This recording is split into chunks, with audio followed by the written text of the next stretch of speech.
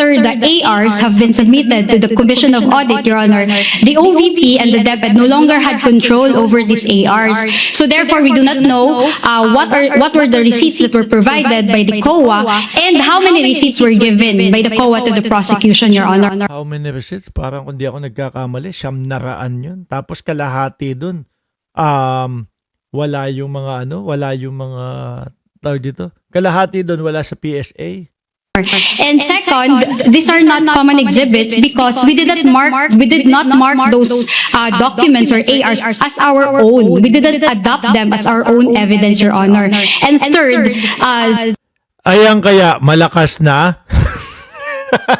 Pwede na kaya yung ganyang kalakas? Para hindi na kayo nagreklamo mahina yung boses ko?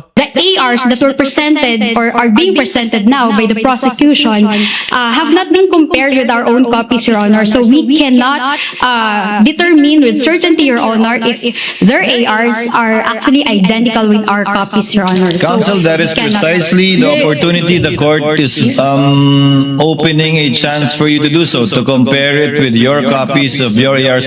Again, if you so... Ako nasosobrahan na ako dito sa tenga ko eh. No, lulang-lula na ako doon sa lakas. Inyo mahina pa din. desire. I mean, this is only for the purpose Your Honor, of please, expediting. if I may, Your Honor. Counsel for respondent will please respond first before to the query of the presiding officer before I recognize Attorney Kapunan.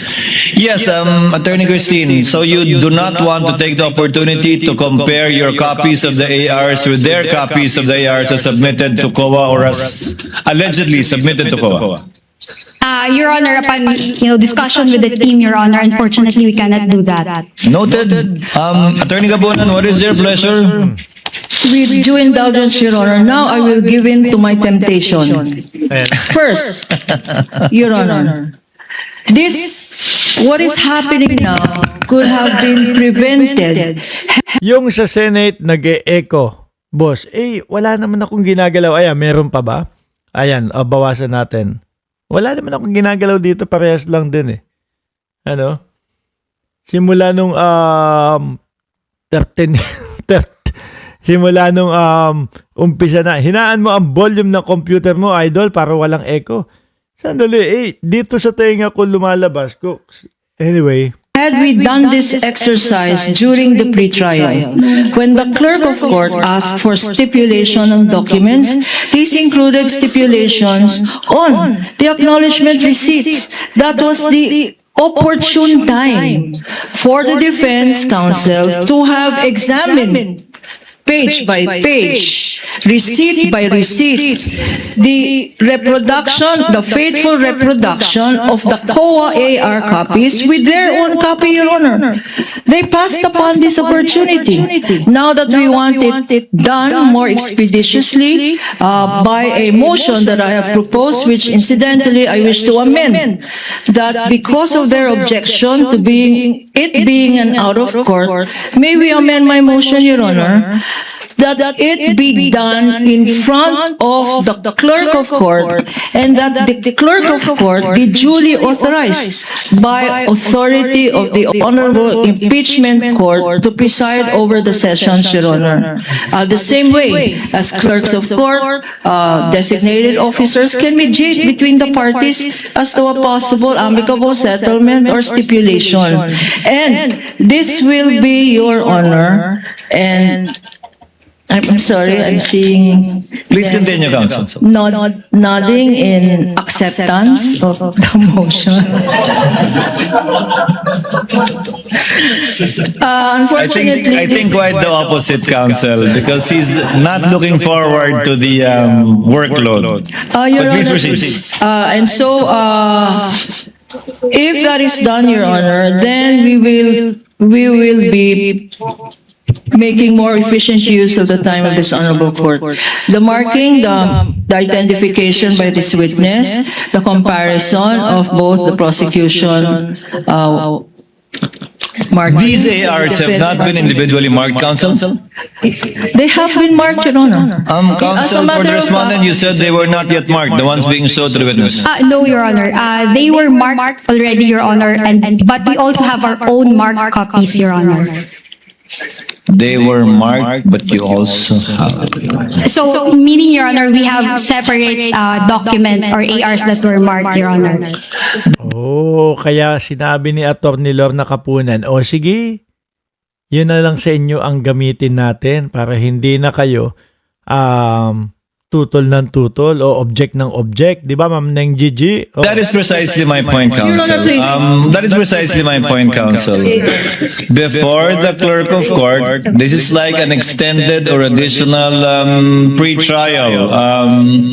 Perhaps this can be done before the clerk of court. You need not stipulate to all, only to those that exactly the same as your copies. It can be 10 out of 845, 844 out of 845. I do not know, really, quite frankly.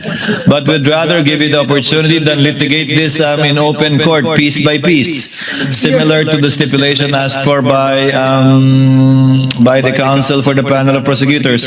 In relation to the witness viewing it or looking at it, if it is stipulated, then there is no need for her to actually peruse, go through, or look at it for long periods of time, only with respect to the questioned ones, or those not stipulated to by the counsel for respondent. I think the court is inclined to allow for this one more opportunity to stipulate as to the acknowledgement receipts. Again, there is no it is not mandatory. The court is not forcing. Sabi ni Luis Arandaza Quijano, Sir Mark, hindi pala, o Boss Mark, hindi pala confirmed na nahuli si Bato, si Tobat sa Davao, ayon sa NBI.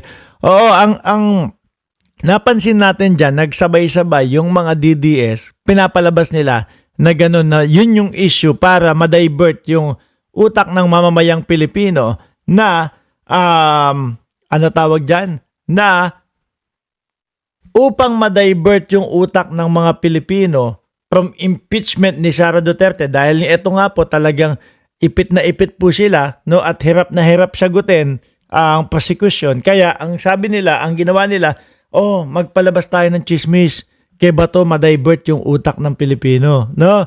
Ganon yan, iniiwas po mga kababayan. The counsel for respondent to stipulate on documents they refuse and don't want to stipulate.